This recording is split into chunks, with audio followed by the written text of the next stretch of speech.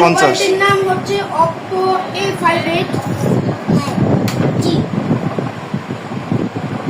এই যে এটা কেচিটা দেন রাখবে কি করব দিলাম এবার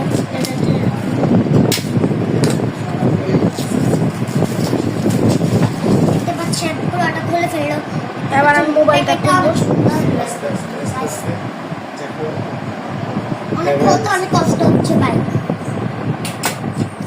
গাইস দেখতে পাচ্ছেন এই কাছে যেটা সরে দাও।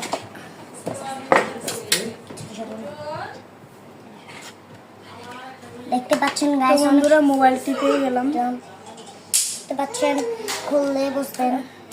এবার মোবাইলটা আনবক্সিং করার পালা।